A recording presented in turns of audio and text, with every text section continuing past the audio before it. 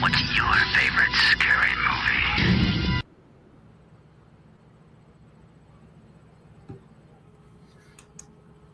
We are live, folks. Do it right! Fuck it!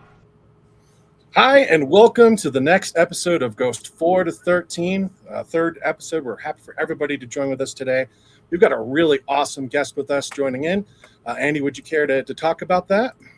Yeah, I love this guy. He's super talented. I've worked on him on a few things, and before we bring him in, let's let everybody get to know him a little better and show him what he's been doing in the past.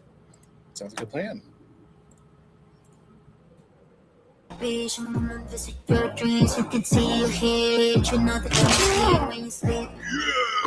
What happened? Real, come on, man. Come on, man, we can work something out. Like what? You guys got big money on Michael Diamond's head for killing Lou Duncan, right? Well, I could tell you where to find Michael Diamond. I want the names, the locations, or you will suffer a fate far worse than death. I'm really sorry. I didn't mean what I said. It's really stupid of me. Just a little lost right now. You'll find your way. May I help you? I'm going in to see David. Sorry, sir. You have to be announced. I don't think so. I'm going. Sir, I will put you on the ground if you do not stand here and wait. You're the kind of player that will never leave a teammate behind. You gave me a bump when I needed one. You look like you could use one right now. Ever since we started this game, you've hit every red light. Hey, I'm just following what the navigation says. Where we at with the warrant? I'm going. I'm going with you. Fuck it. Let's go. Out here in the real world, there's only one rule. Yes. I'm always player one. Yes, I know. What have you seen? What are you doing? I'm here with your boyfriend, Andre, and even though you paid for a beating, right now we are running a special on assassinations. If you use the promo code KILLHIM, we'll give you 30% off. Is that something that would interest you today?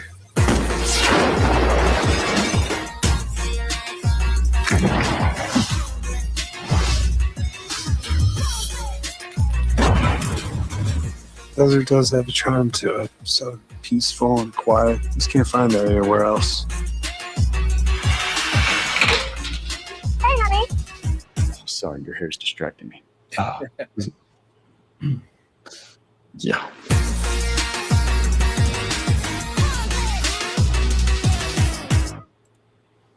Awesome. Well, without further ado, should we introduce our guest of today?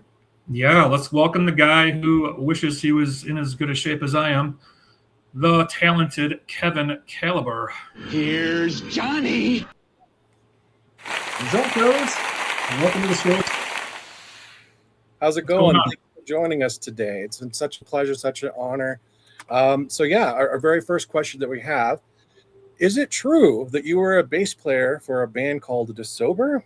And was that I love metal. It was a new metal band. I'm here in my office now. You probably can't tell, but yeah, there's the old bass and the old album up on the wall. It's all part of at first I wanted to be a rock star and didn't work out. So here I am trying my hand at acting. So that was that your first jump off into entertainment as a career? Yeah, it was. I was back in high school. I did, I did a lot of things back in high school. Played music. I was in the acting program. Did plays and all that, and then also played sports, of course. And then, but the music was the one that the guys could just get together and jam. And then, yes, joined the band.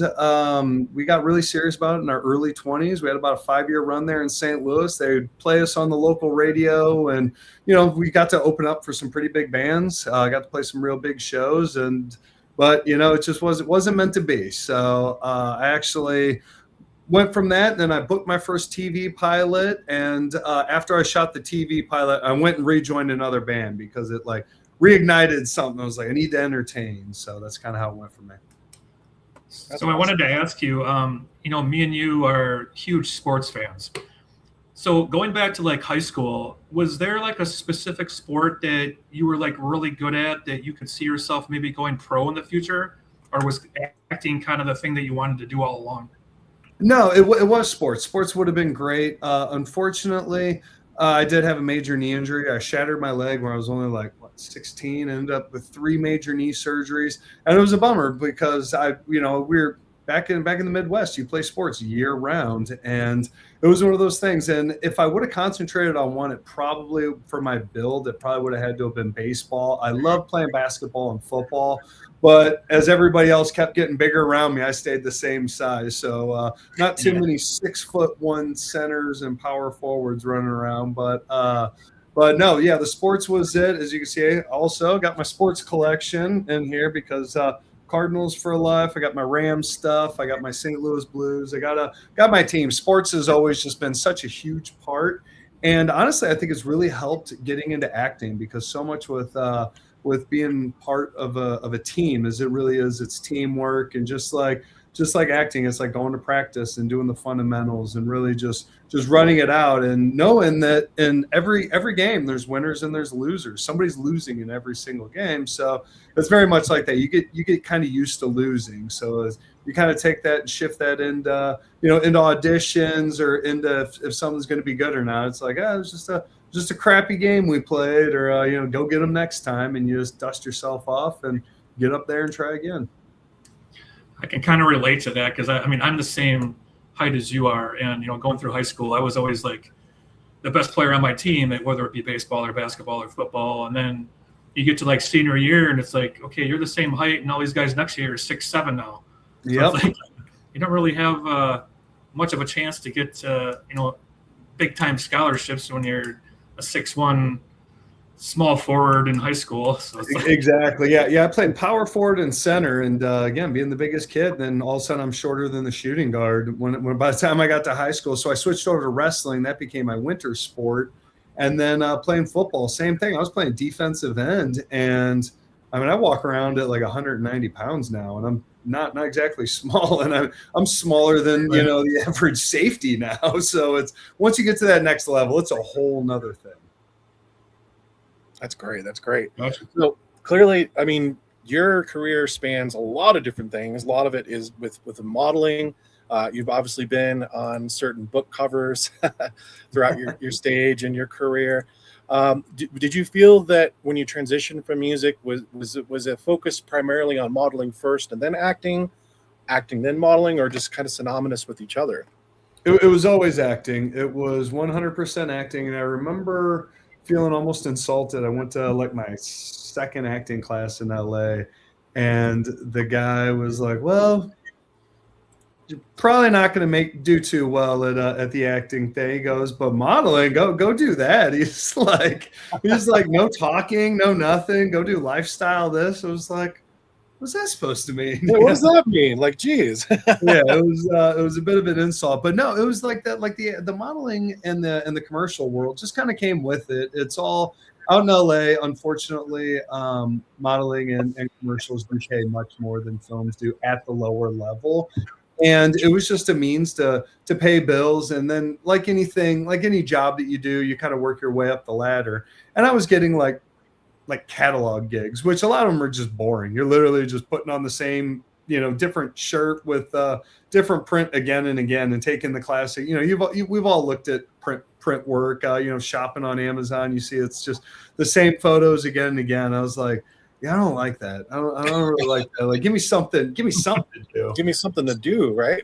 Yeah. So at least with like with the book covers, every one of those was a cool character, I thought. So I got to really emote and actually, really tell a story just in a still image. And I'm proud of those. It was kind of funny. I got made fun of a little bit by like my old Marine Corps buddies, that they're like, "Dude, really, like book covers?" I was like, "Hey, it pays the bills. It's fun." And same thing. I got a whole shelf of them. I keep them all. I buy every one that comes out on a physical copy, and add it to my collection, because it's all part of that fun legacy. And yeah, I did about 50 of them over the years, and I wouldn't say no if they called me again. I can tell you that. Is it ever surreal that it's like sometimes that you're on book covers or in magazines like that, like just this as the model?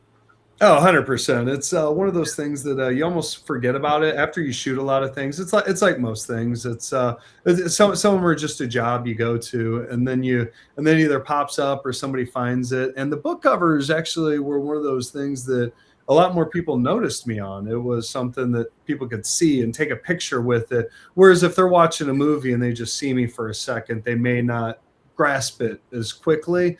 Well, with the book covers, that was one, and one of them was pretty funny. The first time I ended up on a billboard, I had no idea it was going to be a billboard. I did a promo shoot for a TV show that I wasn't even in, by the way. They were doing the artwork for it, and they realized that they wanted to have a little bit more how do you say, just like a little bit more sex appeal. So they brought it in to make it look more like just rugged and like a 300 type thing. And actually my first big movie was the 300 sequel, Rise of an Empire. And it was coming right off that. So whenever I got cast for it, I was like, great. And I thought I was just doing, regular artwork. And next thing you know, I am driving down the street and I see myself on a billboard in LA. Wow, and that must have been crazy. Pretty cool, yeah. Because I had no idea. And so I pull over the car and I'm, oh my God, I'm taking pictures, and I'm like, oh yeah, I'm on a billboard, and first time. And so on Sunset Boulevard, there's a stretch of right around Sunset Plaza. It's not quite the Sunset Strip. Sunset Strip's more West Hollywood. Then there's Sunset Boulevard that cuts through Hollywood. It's somewhere kind of in between there, where it's kind of known as like Billboard Central. It's like where all the all the new movies and TV and CDs and all the new brands that are coming up, because there's just billboards across there. And there's one building that's like, I don't know, like 6 stories tall or something like that. And I look over and I am on the 6-story building, and I look at it, and I mean, I just lock up. I'm like, oh my God, I'm on a 6-foot billboard in Sunset Boulevard. And I look in front of me, and the car in front of me is at a dead stop, like 10 feet off my bumper. And I slam on the brakes, and I smashed right into that car and our truck. Oh man! And we get out, and he looks at me, and I was driving a little Mustang at the time, and only my Mustang was damaged. His truck was totally fine, not a scratch on it. And he looks at me, he's like, "Hey man, I'm cool if you are." I was like, "Thank you," because I was like, "Oh my God, I got look. Can you blame me?" So he's like, "Hey man, just go ahead." I was like, "All right." So it was kind of funny because I think I got paid like $1,500 for the shoot, and I took my car to the shop, and they said it was going to be $1,500 to fix it. It was like $1,480. It was almost the exact number for itself, but still. And I was like, "Well, I'm not gonna get it fixed just out of spite, because that'll have me like break. I'll just drive around with it dented up." I was like a 10-year-old. It was a little beater Mustang. So I was like, I will drive around with it wrecked in the front, and that's just going to be my story. It's my dumb model moment. I got distracted by a picture of myself on the side of a building, and I hit somebody. So hey, what worse things have happened? Worst things have happened. Nobody got hurt, right? So it's all right. good. No, I live to tell the tale, as they like to say. Your car has a badge of honor now, based on your career. So you've played Superman in some of the Supergirl episodes. Right. Before we get an answer from you, we're gonna let that question marinate a little bit while we play something. But besides Superman, is there another superhero character that you would love to play? And which superpower would you like to have for that character? So let's think about that for a second. When I arrived, I was still a 13-year-old girl. But in that same time, my cousin Kal-El had grown up and revealed himself to your world as Superman, the most powerful man in the universe. My cousin wanted me to have the same safe, human-type childhood he did. So he placed me with my adoptive family, the Danvers. Yeah, it's so cool. Oh, did it feel really good putting that cape on, by the way? Oh God, yeah. It was so part of it's funny too, because of course I got my water bottle here, and so whenever that one really hit, I didn't know what I was auditioning for originally. They said for a Superman type is what they said.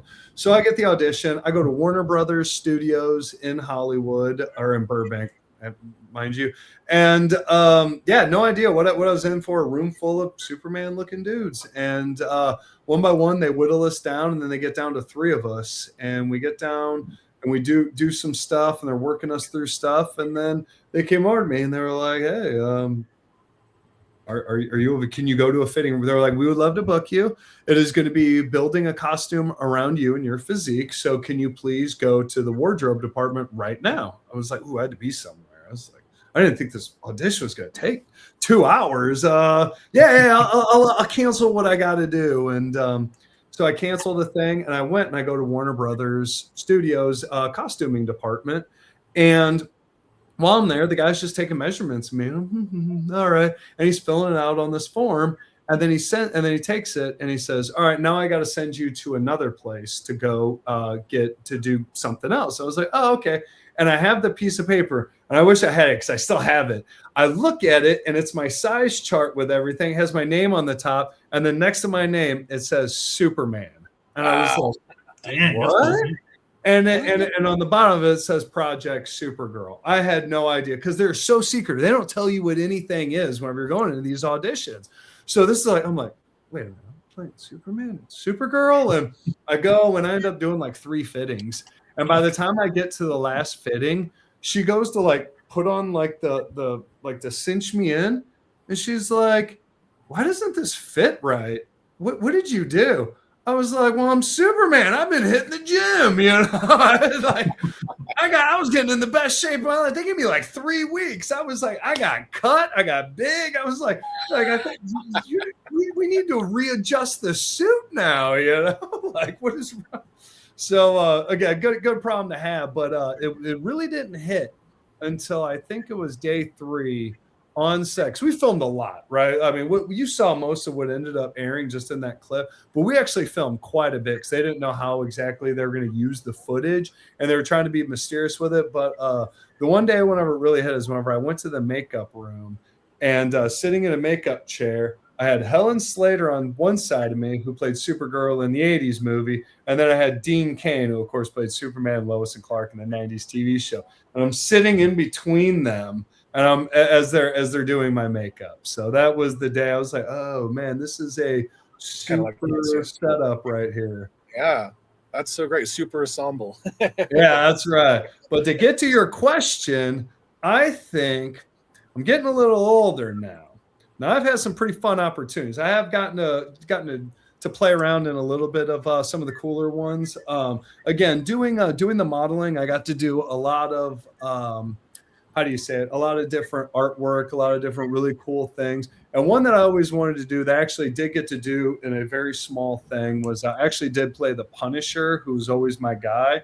And whenever Bernthal got announced to be Punisher, he showed up in Daredevil season 2, I believe. And they actually brought me in to do the artwork for it. So because with the military training, they had me, I know how to do the weapons, and they actually put me on like a trampoline, and I would like hit a trampoline and then like turn sideways, like with the trench coat, and like shoot the gun so that they could get images. Nowadays, they would probably just do AI or something, but this was pre-AI where they still were using real Photoshop. So they actually had to have real pictures. So I wore the actual Bernthal uniform and did that. And but to answer your question, since Punisher, I will eliminate that one. And I got to wear a Batman suit once upon a time, so I'll take that one out of the equation too. But now that I'm getting a little bit older, it's only a matter of time before they do a live action version of The Incredibles, and I can be Mr. Incredible and just be strong and kind of goofy. I think I'd fit that perfect. I thought you were going to say me, but whatever. It's fine. Whatever. Well, I mean, on top of playing superheroes, clearly you've also played a really interesting, fun role where you were a video game superhero. Yeah, and then this is a clip from that. Just wanted to throw that on there. It's my favorite character. Yeah, I love your it. best friend Wax already knows what you want. You do? Kicks, bro. Untamed, unrelentless, unfucking stoppable kicks. Yeah. And tonight, we're gonna go get your kicks. Let's go fucking get them. Come on. I got to say, watch that for the first time last night. It was a blast. It was hilarious from beginning to end, and you really got into that character, man. Really appreciate Yeah, I that. appreciate it. I got jacked for that too. Right. That being said, being that you're clearly a fan of superheroes and even video games, were you a gamer ever growing up? And if so, what games did you like to play? No, not really. The last system that I ever had actually was N64, and we used to just play Bond and WWE. I forget, or was it Nitro back then? Actually, the WCW games were better than the WWE back then, and that was really it. I kind of got out of gaming. Into adulthood. Once I joined the Marine Corps, I don't know if I ever really played another game. It was just something that, but as a kid, yeah, I mean, it was the Super Nintendo. I remember I had every one, the Atari to the Nintendo to the Super Nintendo to the N64. And actually that character Wax Waster, I kind of think of that somewhere as if I would have been like my 90s WWF character, it's just tried to be big, the larger than life. That one was a lot of fun. That was actually the first feature film that I was one of the co-producers on. So I had a lot to say. I mean, I designed the outfit myself. I kind of had to, gave myself the look. I went shopping on my own and pieced it together. And Aramento was a really fun director to work with, and he actually wrote it, but we would rewrite all the scenes. We really had a lot of fun with it. I got to be stunt coordinator on it, so we got to have a lot of fun. I'm really glad you guys liked it. It really made me excited whenever it first came out. Labs had told me that he really dug it, because that's the market that's for it. We're all around the same age. We're all very similar in who we are, just a bunch of Midwest, 40-something-year-olds that, we kind of do, he really is I myself am like the target audience for it. So I'm really glad you guys liked it. It was just so much fun. I would love to make another one with a bigger budget, maybe a better, more of a nice art direction to it. Because you see, it definitely had that low budget feel. I mean, a lot of that was filmed in my apartment, places that we could find, but you don't make excuses. You make a movie. Yeah, absolutely. Is there anything that got you like really prepared or psyched up to get into that role? It was just it had gone on for so long, and it kind of became a joke that it became my wax voice, and it was like one of those things that, and to be on set, it was fun because I mean I was on set every single day, even in the scenes I wasn't in. I was the one, I was doing set deck, and then it would be like we're all doing this stuff, and I'd be oh, I'm in the next scene. And I would and it felt like my Superman moment. It was like Clark Kent leaving the room, changing, and then showing back up. And then the moment that I walked on, I was Wax from then on. And then so it was just locked in as Wax. I just got done doing a whole bunch of I was in stunt school for a couple of years. So it was like, let me really utilize some of the skills that I had. And just, like everything, a lot of my acting up to that point have been very, very still, very, very dramatic acting, where that one was one I was like, oh, cool. I'm going to dial it up to 11. I'm going to be big. I'm going to be physical. It's almost like Beetlejuice, where like I'm only in like 25 minutes of the movie or something. But whenever I'm on screen, I try to be a different presence. So that was one that was just, take it up to 11 and go for it. Take it to 11 and go for it. And you said stunt school. What was that like? I went to a couple different stunt schools. It was a lot of fun being in the independent world. There is, not a lot of stunt doubles that we have. So anything that you could do to add to your own skill set is very valuable. Now with that, anytime I'm on a big SAG production, they will give me a stunt double. It's one of those things, the way Hollywood works. Like I've almost been insulted before. Like I walk on a set and there's a guy dressed just like me, and I'm like, "Who's that?" He's your stunt double. I'm like, "I don't need a stunt double. I can do it." And they're like, "Dude, if you hurt yourself or this doesn't go right, we're all screwed." Yeah. So I get it, because every time you do stunts, you're gonna hurt yourself. Or not hurt yourself, you're gonna get hurt, whether you hurt yourself or somebody else hurts you. It's just what comes with it. And it's whenever you get into like a lot of the indie film work, or of course the indie horror, we're always doing these crazy things, and I get hurt every single time. It never fails. There's not a project I think that I haven't come away completely unscathed. There's always going to be something. So if you're going to fall on your face, you might as well go to school and learn how to fall on your face the right way, because and make it look cool, because that's the least you could do. At least make the take usable. Because if you're going to get like if I'm going to get punched in the face, like, I'm going to sell it. I'm going to, go with it. So yeah.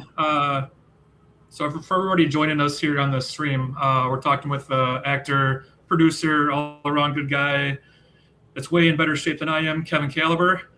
And we have a little thing that we want to do with the guests where, we are totally appreciative of you being on here, taking the time to talk with us on our podcast.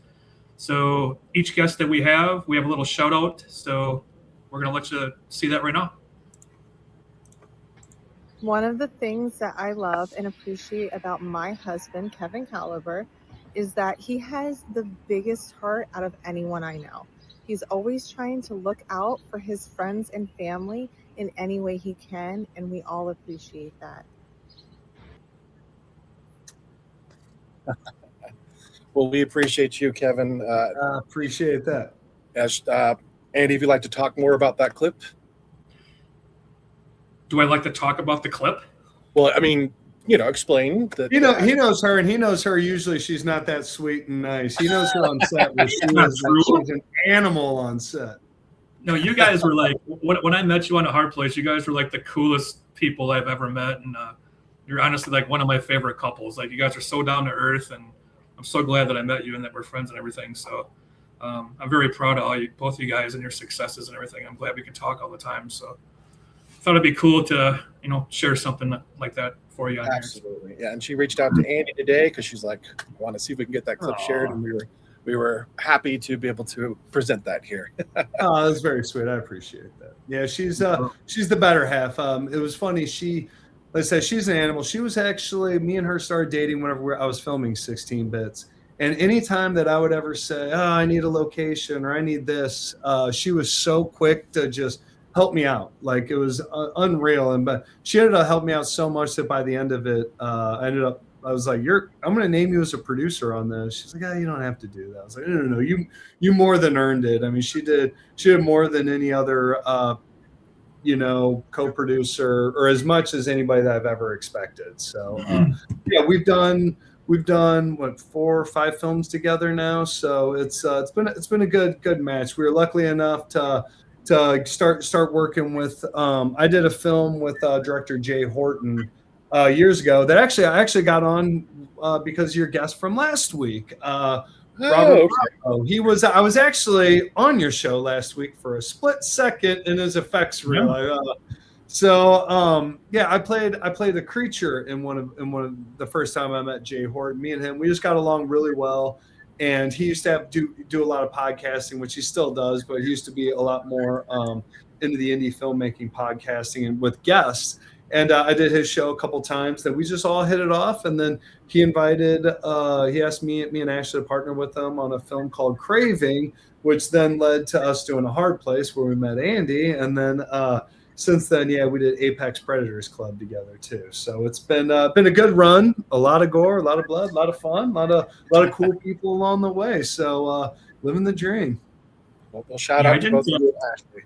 Yeah, I didn't know that you had met her on 16 Bits, so that's kind of cool. She went from getting a producer to getting the wife perk. That's right. Yeah, we actually met each other a couple of years prior to that. We had done a couple projects together, and then we were just in the same friend circle, and then started seeing a little interest in each other, and then 16 Bits was actually gave her a little part in that one too, and that was our first on-screen kiss. And spoiler alert, I killed her 5 seconds later, but hey, it was first on-screen kiss and first on-screen death. So hey, is it really fun and rewarding to be able to work with your spouse on all these different projects that you've done over the years? It is. It's in the movie. We did the movie Craving, and for that one, Jay had in the script, he had a little tussle that me and her get into it.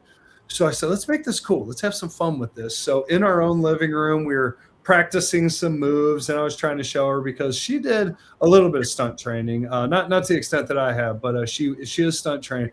And we ended up figuring out this kind of sequence that we could do.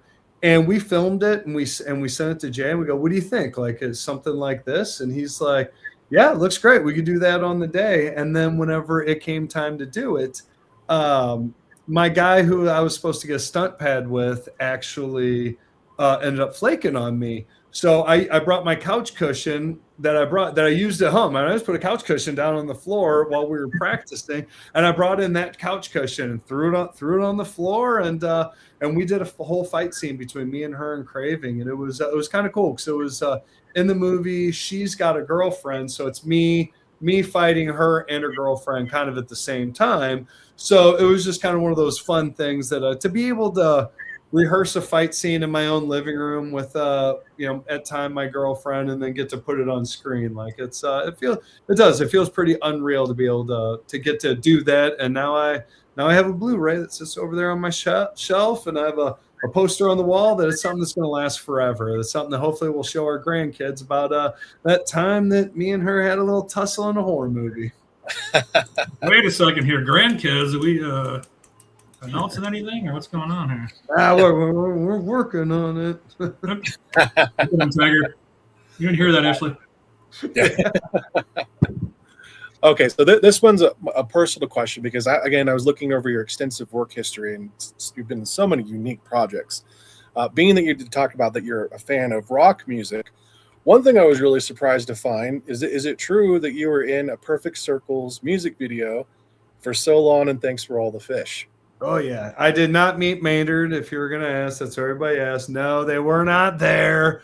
But yeah, how cool is that? It was growing up just loving Tool, and then of course when our Perfect Circle came out, I got to do a couple really cool music videos. I've been in a few Slayer music videos. I still have a pic lying around here somewhere. We're in this prison scene with Slayer. And they're sitting there playing. We're like rioting and all this. And then a guy flipped the pick and I caught it. It was like, oh hey, into the pocket. But the Tool one I think was my favorite. Or I'm sorry, Perfect Circle. I think that one was my favorite. It's old timey. I actually got to meet some really cool people on that one too. The girl who played my daughter in that has since played my daughter in half a dozen things. She is my new stage daughter. I will keep putting her on anything. Little Sophia, she is the cutest little kid. She's getting bigger though. I think she's almost a teenager now, but she'll continue playing my daughter forever, and all thanks to that video. That's so great. That's great. Now I got to ask, because I watched the video. Were you the one hitting off the golf balls? Oh yeah, golf ball, and I lost my mind on that one. Yeah, it was, And he goes, go Demented in the face, and I went love that face. Did what I could. When you're fighting down, it's great. Yeah, the pipe. It was 1940s, 50s, 60s, somewhere in there. Yeah. Then at the end, I get it looks like the end of Raiders of the Lost Ark at the end. I get a pretty good finale there. Right? Melt our joyous hearts away under the mushroom cloud confetti. A hip, hip parade. I love this. There's a wife in that one. Yeah. Music videos are fun. There's no talking, so you got to be animated. Otherwise, No, I loved it. That look on your face, that crazed smile, it just was totally matched the whole thing there. What do you mind if I ask a little more about that? I mean, can you tell more about the whole process of the video itself, like what it was like just working on it? I mean, did you have to do multiple takes or clips or? Yeah, it was. We filmed for 2 days at a cool little ranch there in Hollywood. LA has these fun little pockets of like, it'll almost be like not even like a big studio. It's just like this little cul-de-sac that's just like lost in time, that all they do is film there because it looks 1950s. So for that one in particular, because during the video is insane. It's the world is ending, so everybody's doing whatever they want to do. It's debauchery. It's there's an orgy in one, and it's funny because it's like any other set. We're hanging out and holding, and they're waiting for them to bring us out. And some of the orgy folks, we're just hanging out with them, and then they would go from that. Then we go from one set to the next, and Yeah, it was like anything. Very, very cool experience, and you have no idea how it's going to turn out because they don't tell you it's going to be black and white. They don't tell you any of these things, and then even at the end, I get the bomb goes off and my face melts, and it's like it is. They're like, now imagine you're staring at it and your face melts, and they're like, do you want me to like melt my face? Like, we're going to do some visual effects, but you still got us. You're like. Yeah. So again, nowadays I assume they would just have Chat GPT just bleh. Yeah.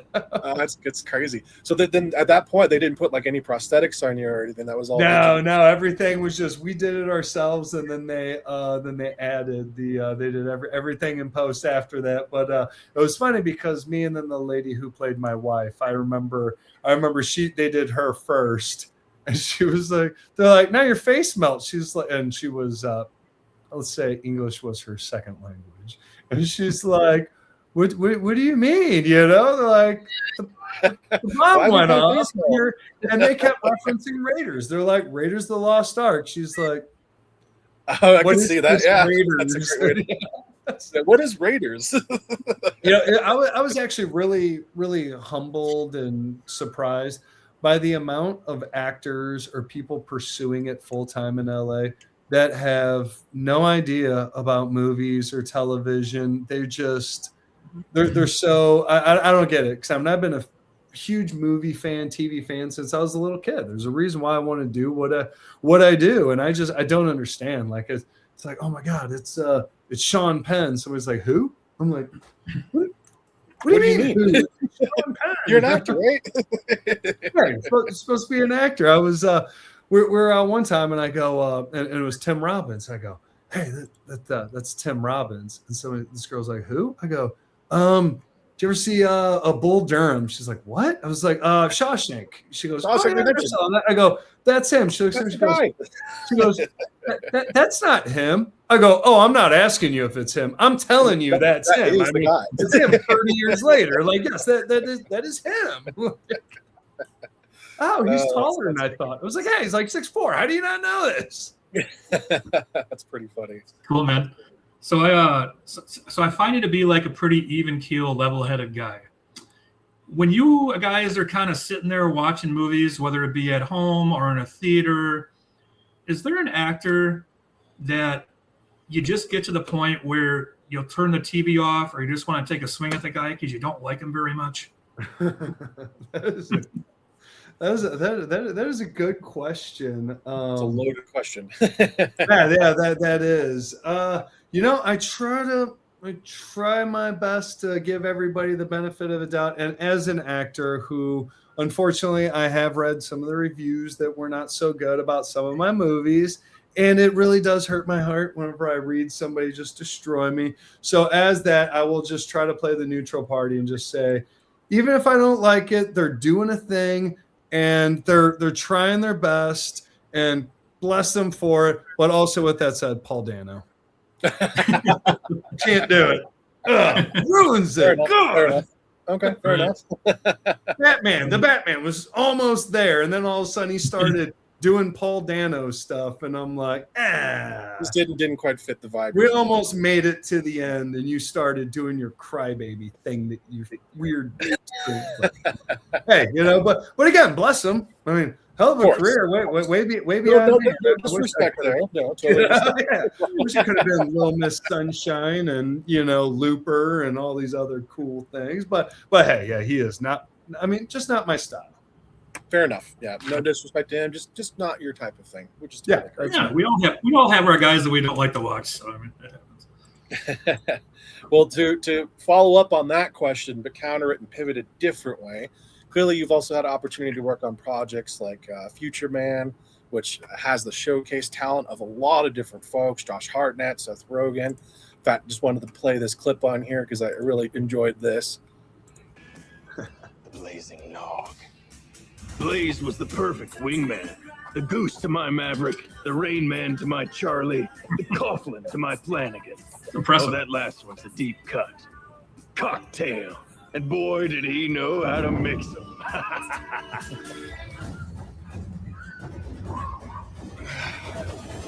He also kidnapped anyone I told him to and didn't ask any questions.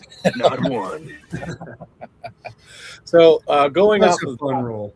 Oh, that seemed like it was a fun role. Were there anyone in the industry that you were just like amazed to work with, or kind of starstruck, like, wow, I can't believe I'm working with so and so? Yeah, on that one, yeah, of course, Labs, naturally.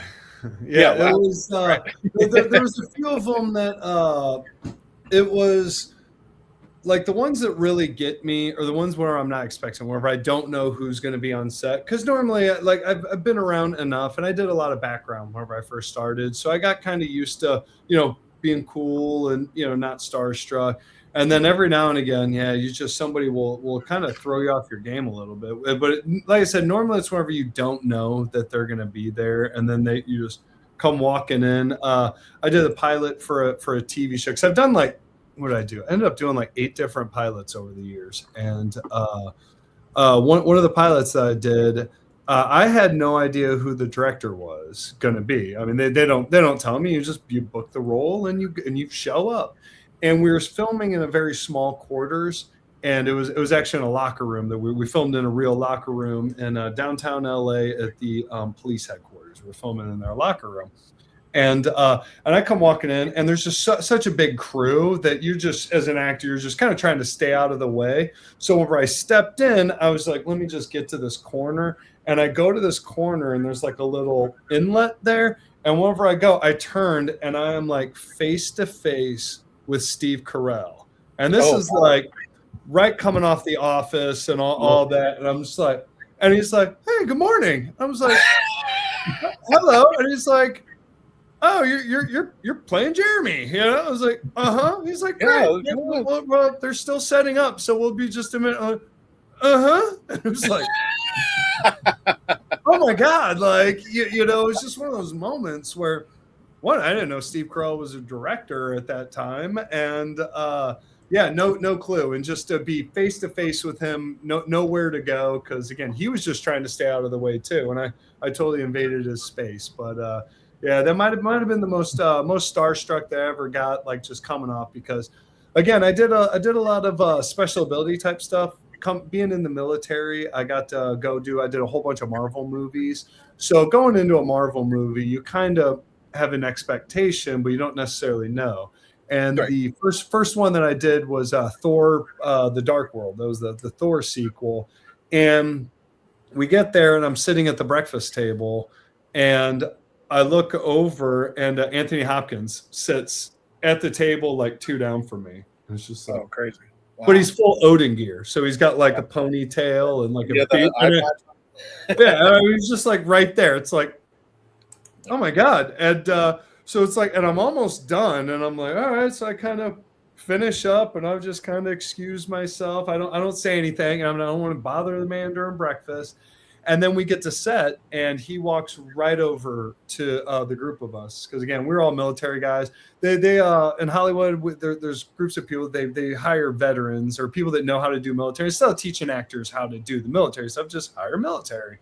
So we're all in line, and he comes right over and introduces himself one at a time. Hey, I'm Tony. It's like, nice to meet you, sir. Sir Tony Hopkins. Yeah, exactly. Like, call me Tony. Like, okay, sir. Okay, yeah, sure thing, Tony. Yeah. You don't downgrade a sir, not in my book. So I kind of wanted to ask, I've been acting for maybe like 3.5 years now. So what kind of advice can you give to somebody who wants to, start out in acting and get their foot in the door and kind of perfect their craft?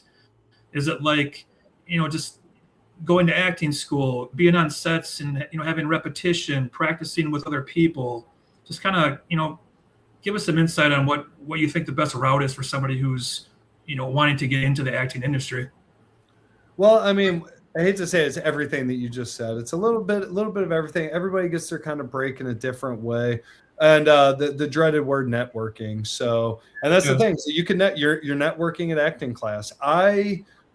I've booked so many people from projects I've produced because I've seen the people act in person. I'm not looking at a tape. I've seen their grind. I've seen them act, bring scenes, different characters, and then I know what they're capable of. So every time that I do a project, I'm booking people that I went to acting class with because I know what they bring to the table way better than any audition would.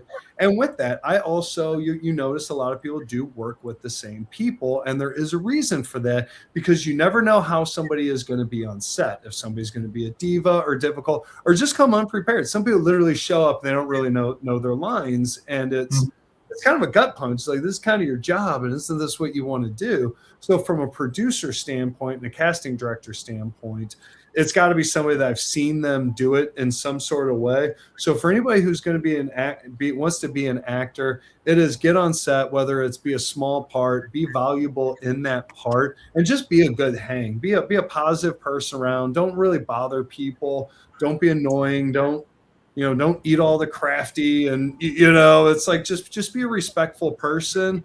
And then the more that you're on set, like Labs, you came to set early, we ended up throwing you in, you played the sound guy, this and that. And because you were on set early, you got so many more lines than what you originally had in A Hard Place, because you were there and you were professional, and we could see that you were really trying.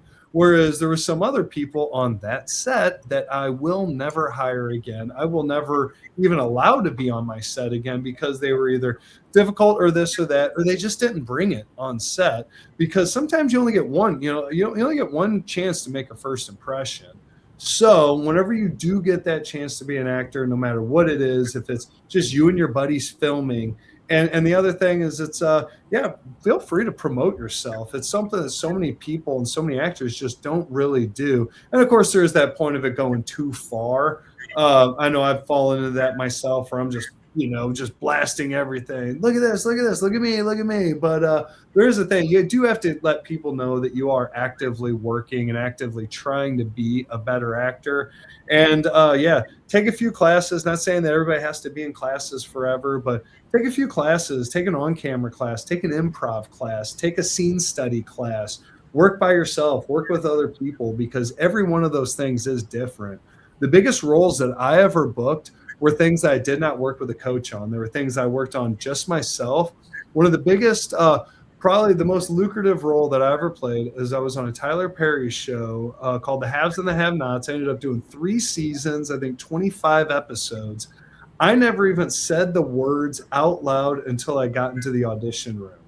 I memorized the script. I walked in there, and I was so authentic, because it literally was the first time I ever said it, because there is over-preparing, overacting. Things sound rehearsed because you said it so many times. You know where to put the inflection at, because this is what, and you're like, what are you doing? You sound terrible. So It's literally like try to be natural, so it's, I don't recommend people not say the words out loud before they audition, before they get to set, but there is something to that. And it's just, and find whatever system works for you, because everybody's different. Some people have to be 100% memorized off book for everything. Other people could kind of wing it a little bit. And it's like, I'll kind of find it on the day, or, I like to think that I make my choices well beforehand. But then if the other actor, if they give me something different, I have to react differently. I did one where I did a chemistry read where, because for a lot of times for some of the bigger parts, they'll take multiple actors and have them audition with each other. You're not just saying lines to a camera and then they book you. They'll actually bring you in, see how you stand next to each other, see how you look, see how you bounce off of each other. And I did one, and it was me and a blonde actress, because a lot of times I'll also do different times. Me and a blonde actress, we're working through it, and I mean, we're here. It's so emotional and everything. Our voices never came above here, because this is how we were talking. And they're like, great, thank you. Go ahead, and then we'll bring you in with the other girl. I was like, great. So then, in fact, I didn't even leave the room. She left the room. Then they brought the other girl in. The other girl comes in, and she just starts screaming.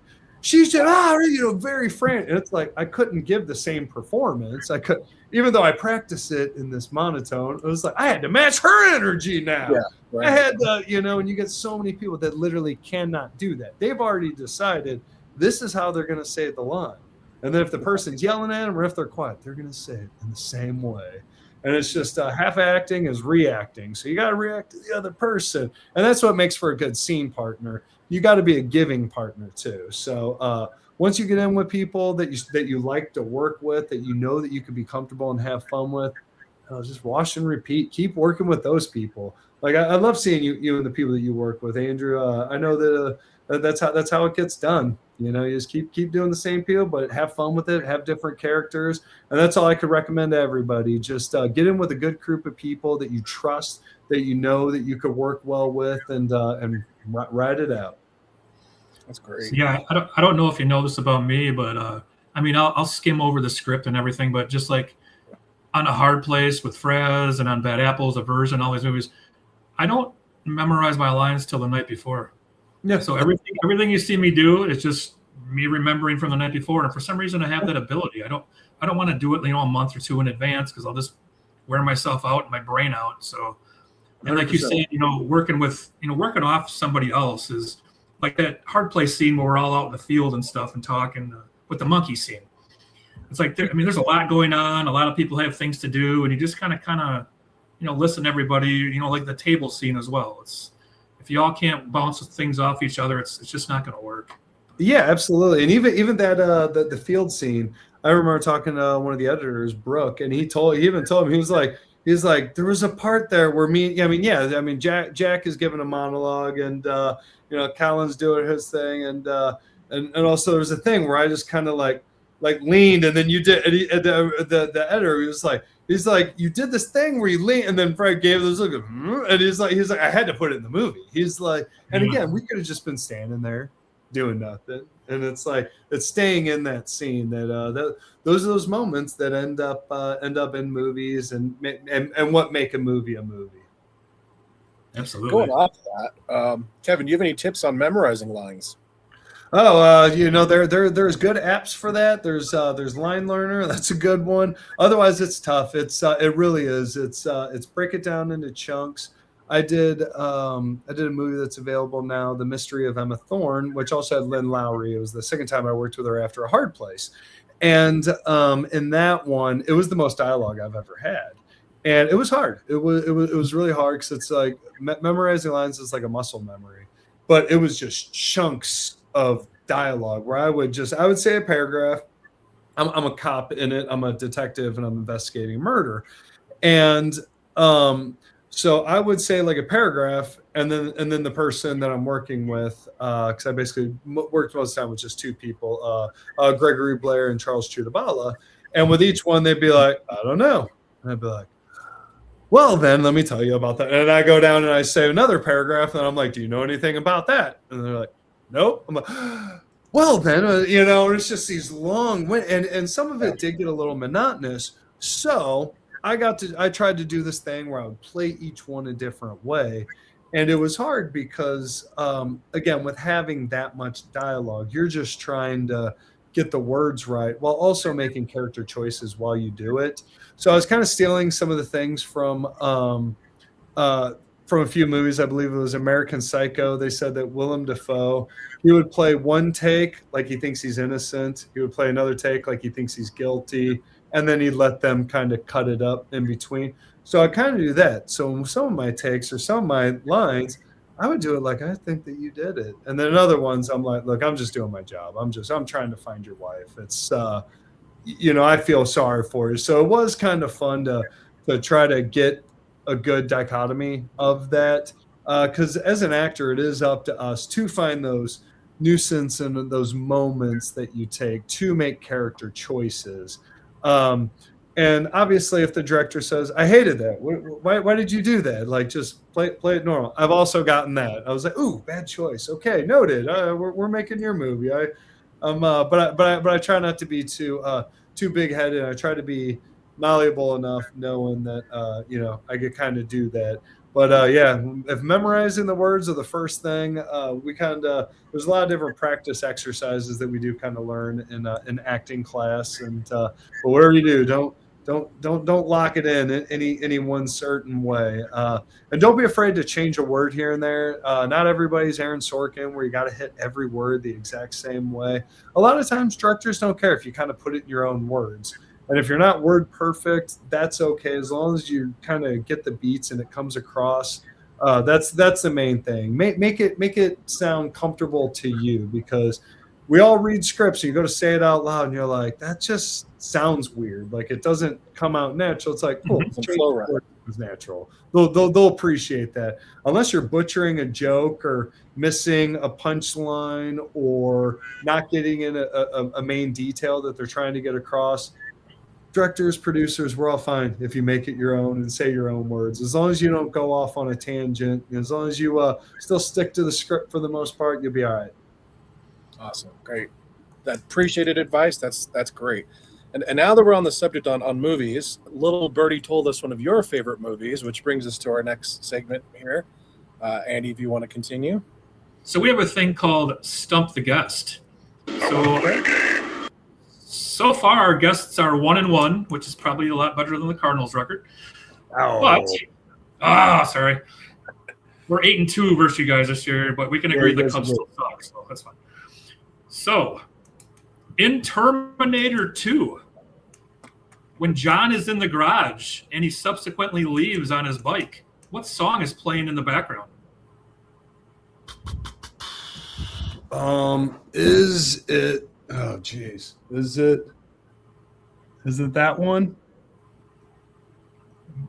What does that say? It's Guns N' Roses, You Could Be Mine. Man. Is that it? Sign I slash sign this bad boy. I'm up. Asked him the wrong question, Andy. There's no way we're going to stump him with that one. So, as a Terminator guy, Matt, nothing but love for the Star Wars kids or that. I mean, I was a Terminator guy, and Guns N' Roses. I'm a rocker too. So being like 9 years old whenever that came out, the music video was like Guns N' Roses and the Terminator together. That was like, I mean, that was like peak everything for me. So bringing it all together, right? But yeah, if you want, you throw another one from that movie. Hell, I don't know. I was trying to find something because it's your favorite movie, and I was trying to maybe make it not too hard, but no, I get it. I'm weird like that too, but yeah. Well, it's okay. Just know that you're a true fan there. That's right. Yeah, like I said, I'm a fan of movies and music and sports. That's love it across the board. That's just what I love. So and I got a weird memory too, so I remember a lot of details and stuff. That's great. Well, we're getting closer to the end of our show here. One thing I was going to ask you, is there any upcoming projects that you're working on that we should be looking out for, or anything that you want to call out to at this time? Well, I did just see the trailer for the Apex Predators Club starring myself and Mr. Andrew Labs here. And it looks gnarly. It's going to be cool. I got to watch an early cut of it. In fact, I might have seen the final cut too. I've watched it 3 times, but being a producer on it. But no, that one's going to be a lot of fun. That one will be out soon. And then a couple of months ago, I also flew back out to LA to shoot another movie called Evil Ones, in which I play the lead character in that one. And that one's another fun grizzly horror movie. We got a lot of the fun. Typical indie actors in that one. We got Grieco, we got Eric Roberts, and some of the other Sarah French is in it, and so it'd be another pretty fun one that I don't know how far off that one is, but yeah, outside of that, plenty of them out there on Tubi. I should have my own section on Tubi. I think I got about 10 movies out there right now between 16 Bits and Craving and Hard Place, as well as Mystery of Emma Thorne. I got The Handyman. I got Bang Bang Betty. I got a whole bunch of. If you type my name into there, you'll see there's The Handyman, and a whole bunch of them on there. Action, drama, horror, some comedies. I also got another movie. We shot out another superhero movie. Get to play a new superhero this time. Character's name is Zip, and it is in the movie called Superhero Overtime. I went back to my home state of Missouri to shoot that one, and I'm really excited about that one because I've gotten to do a couple other superheroes. Did another Surge of Power movie where I play a brand new character named Grok. That one's not available everywhere yet, but hopefully it shouldn't be too far off. And we're already talking about doing sequels to that one. So super excited. Just want to keep making fun movies, because this is what it's all about, is just having fun, enjoying what you do. Love it. Sure. Absolutely love it. Well, that's all the questions I have. Andy, do you have any questions for Kevin as we close our show? I do not. I appreciate you coming on, man. If you want to stick around after for a minute and we can chat for a second, that'd be cool.